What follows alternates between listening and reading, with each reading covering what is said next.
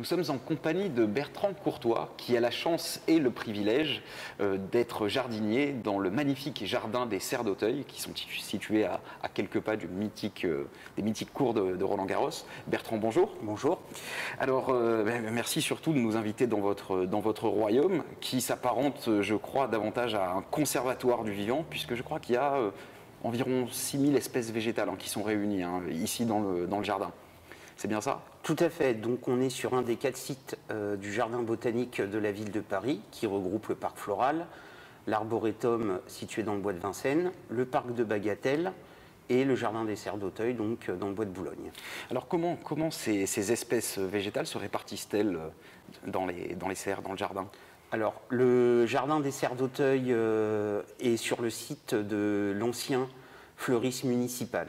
La date de création de ce jardin date entre 1895 et 1898 et c'est l'œuvre de l'architecte paysagiste Jean-Camille Formigé.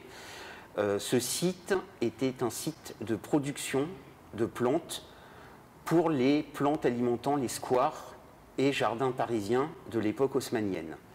Il avait la particularité d'être ouvert au public, donc les gens pouvaient se balader au sein des productions et dans certaines serres pour observer les plantes tropicales. Alors, je crois d'ailleurs que les serres se répartissent en 2 catégories, va-t-on dire, des serres plutôt historiques et des serres contemporaines.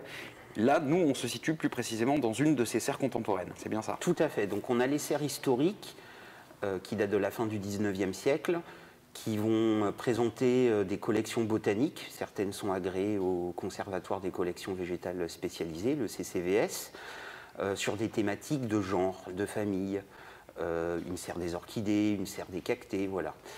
Ces serres contemporaines, donc qui ont été inaugurées en juin 2019, vont présenter plus des écosystèmes autour d'un parcours ethnobotanique qu'on pourrait résumer le tour du monde en 80 plantes. Donc là, ici, effectivement, on se situe sur la serre du continent africain qui présente 3 écosystèmes différents de ce continent.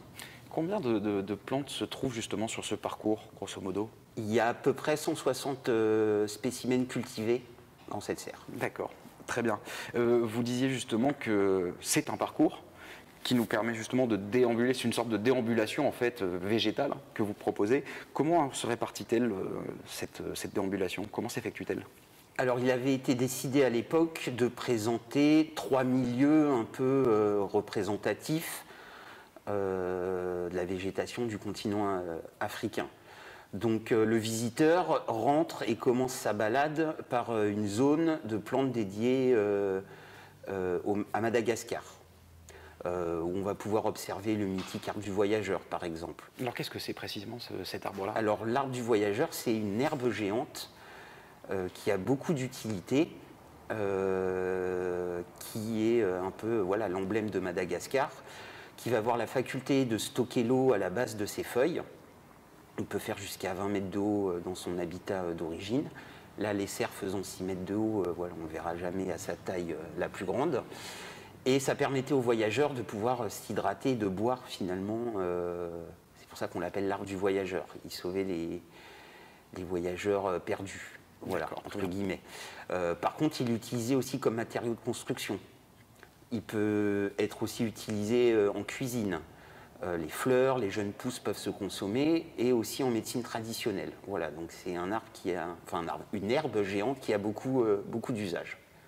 Alors quand on remonte, on sort de Madagascar et on arrive où? Alors on va arriver sur une zone plutôt vallée du Rift et haut plateau africain, où on va avoir, comme on peut le voir derrière nous, une collection de cafés, par exemple. Donc effectivement, on pense que les cafés, certaines personnes pensent que ça vient d'Amérique centrale, d'Amérique du Sud plutôt. Non, la majorité des espèces de café sont des espèces originaires du continent africain et quelques espèces sont originaires du continent asiatique.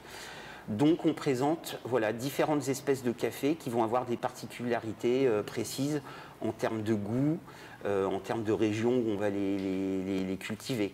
Vous avez par exemple cette essence-là, le Bourbon pointu, qui va être particulièrement cultivé sur l'île de la Réunion, par exemple. Voilà. Donc on a différents spécimens de café comme ça qu'on présente. Et à côté de ça, on va présenter, donc toujours dans cette zone géographique au plateau Vallée du Rift, des essences qui vont avoir une importance économique mais aussi écologique dans des climats arides pour empêcher la désertification et l'avancée du désert. C'est le cas notamment de deux acacias qu'on présente dans la serre, donc le gommier du Cap et le gommier rouge. Dans quelle région précisément ils sont utilisés pour lutter contre la désertification? Alors, ça va être des espèces de savanes, donc ça peut être aussi bien dans le sud de l'Afrique que plutôt vraiment dans la vallée du Rift, au nord de l'Afrique, par exemple au Sahel ou ce genre de choses, enfin ce genre de coin. Voilà. D'accord, très bien. Et si on remonte encore un petit peu plus loin, donc on passe l'Afrique subsaharienne, on remonte davantage vers le nord? On va se rediriger un peu plus vers l'ouest. D'accord. Et du coup, le promeneur aura la possibilité de finir son parcours dans la serre africaine, dans des forêts chaudes, tropicales, humides. Et là encore, j'imagine qu'il y a quelques arbres ou quelques végétaux emblématiques. Donc on va présenter une ambiance, l'ambiance qu'on souhaite doit être un petit peu plus luxuriante. Donc on va retrouver le fameux Ficus lyrata, le figuier lyre qu'on peut trouver dans toutes les jardineries comme plante d'appartement. Sauf que là, il peut quasiment atteindre sa taille adulte puisqu'il peut faire jusqu'à 7-8 mètres de haut dans son aire d'origine, et on a un très bel exemplaire planté dans la serre. Et on va retrouver aussi un arbre qu'on appelle le fromager, qui lui n'est pas forcément une essence spécifique des forêts tropicales africaines, mais qu'on va retrouver dans quasiment toutes les forêts tropicales du monde, et qui a aussi une importance économique et qui est une plante utilitaire extrêmement utilisée par l'homme. Tout aussi bien en cuisine, en médecine traditionnelle, qu'en industrie. C'est un bois d'œuvre, et il va avoir aussi une dimension culturelle et religieuse très importante dans certains pays. Comme quel pays, par exemple? Alors, par exemple, les Mayas, pour les Mayas, c'est l'arbre qui porte le monde. Voilà. D'accord, très bien. Donc on se rend compte, à vous entendre, que toutes ces plantes-là présentent évidemment énormément de qualités, et énormément d'usages aussi. J'imagine qu'elles sont quand même originaires d'autres latitudes, et elles nécessitent peut-être des soins particuliers de votre part. Donc effectivement, on est dans des milieux ambiance tropicale, des milieux tropicaux, subtropicaux, arides, semi-arides. Donc forcément, on ne pourrait pas les acclimater dans le jardin, en extérieur. D'où leur présence dans des serres. Après, dans ces serres modernes, on a une régulation climatique assez intéressante. Tout est géré par ordinateur, donc on donne des paramètres en termes d'hygrométrie, de température minimale, d'aération, d'ombrage. Donc voilà, par exemple, dans cette serre Afrique, on va demander une température minimale de 18 degrés la nuit et 22 degrés le jour. On va demander une hygrométrie entre 65 et 75% en fonction de la période de l'année. D'accord, très bien. Bertrand, j'ai une question à vous poser. Ces serres ne sont malheureusement, je crois, pas encore accessibles au public pour des raisons sanitaires, si je ne m'abuse. Alors c'est ça. Elles ont été fermées lors du premier confinement, mais j'espère qu'elles vont réouvrir très rapidement. Donc on est un jardin public, ouvert toute l'année, 7 jours sur 7, et gratuit. Donc on a hâte que le public puisse redécouvrir ces serres. Ben, j'imagine.